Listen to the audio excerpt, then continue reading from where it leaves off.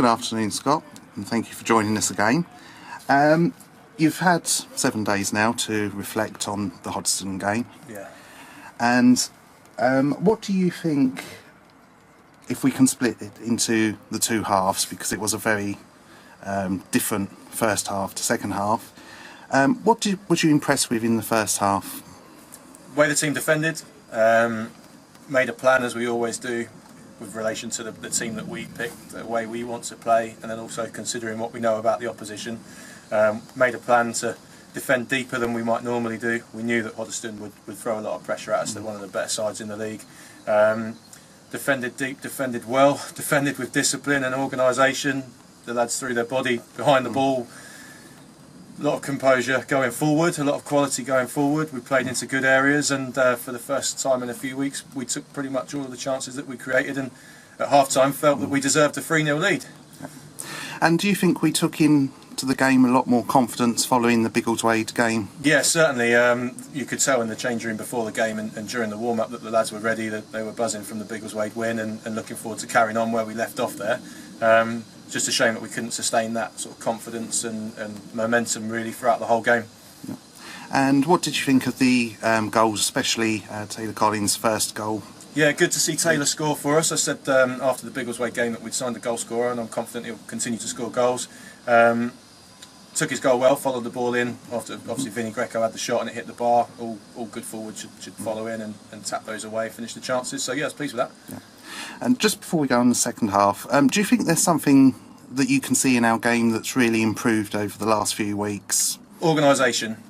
We look way more organised as a team. We've got a lot more confidence as a side, which is bringing out different types of characteristics in some of our players.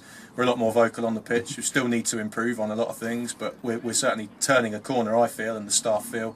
Players are playing with more confidence, and to be honest, that's all it is. We've had good players all season and they just haven't had the confidence due to results, but now that's starting to turn. Numbers are getting better at training, we're signing better players, and that's making our lads more confident, and as a result of that, playing better. Yeah. Good. And unfortunately we've got to mention the second half. Yeah. Hoddesdon made a couple of changes at half time and then they scored 2 very early goals. Yeah. What impact do you think those early goals had on us? Yeah, if we'd have got through the first 10-15 minutes without conceding, I think we'd have gone on to win the game. It's just conceding the first goal probably after about 30 seconds was disappointing. You could see the momentum completely swing. I'm a big believer in the cliche of goals change games, and as soon as they scored that first goal, although we're still 3-1 in front, they looked like a team that were going to go on and win it, and we unfortunately didn't look like a team that could live with that pressure. We didn't react well enough to conceding that first goal. That happens in games, and we've got to deal with that, and we've got to deal with it better if that happens again. But yeah, they just threw huge numbers at us, a lot of pressure down the slope. Like you say, they made 2 changes. I was surprised to see the 14 on the bench to start with, to be honest, because in the home game he tore us apart that night and did again second half Saturday. But yeah, we just couldn't live with the pressure, and unfortunately just didn't have enough experience to see us through that challenging part of the game. Yeah.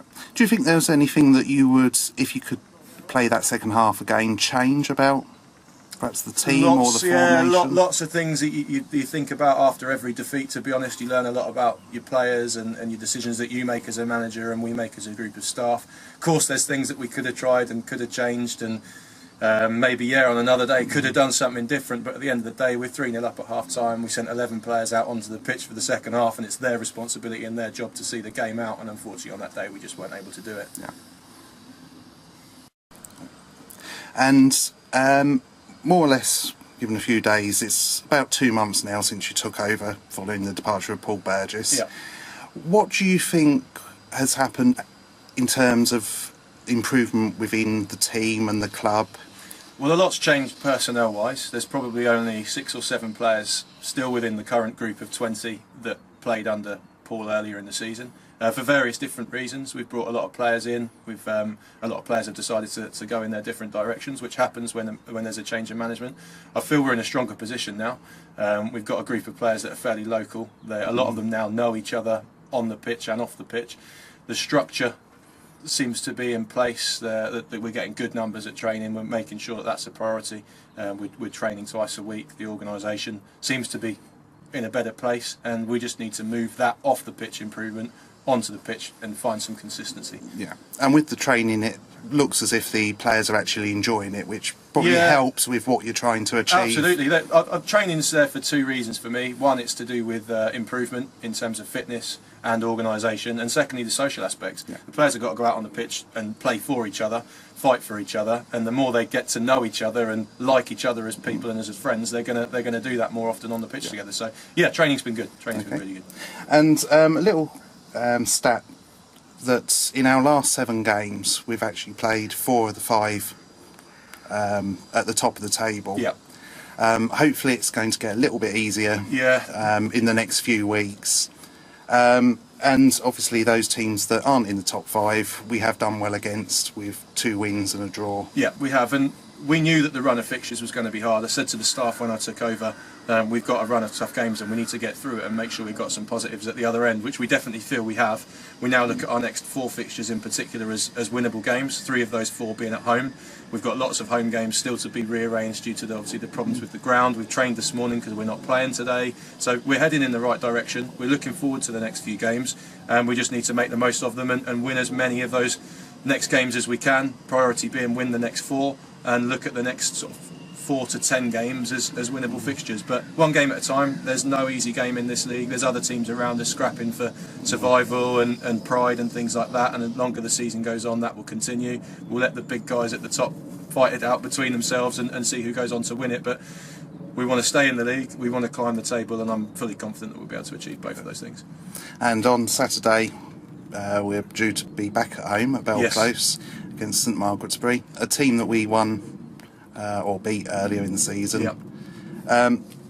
How do you feel you're going to go into that match? Well, we'll go into it prepared. We've had plenty of time to prepare. They've picked up definitely. I mean, I see they signed a player back from Hertford earlier in the season, so personnel-wise, they'll probably be completely different to what we played earlier in the season, and they've had some really good results recently. I see they beat Welwyn Garden City last week 5-2, so it's not going to be easy. But we're confident, we'll be prepared. We're hoping for a midweek friendly this week to try and get some minutes in the lads' legs, and some momentum, so we can make sure we have a look at a few things and pick the right team for the St Margaret's-Bury game next week. But yeah, we'll be looking to do the double on them, get ourselves 3 points and start climbing the table. It's wonderful. And obviously, if we hear about the friendly midweek, we'll post that on the website. Yeah, and sure. Facebook, We're hoping to. We've got a couple of options. We're hoping to play either Tuesday or Wednesday night, but it's of course subject to the weather. We can't use our ground until next weekend, so we're hoping for a few favours with a few contacts that we've got. Yeah. Well, good luck for next Saturday. Thank you. Hope we can talk to you again afterwards, hopefully with 3 points in the bag. Certainly. Thanks for your time.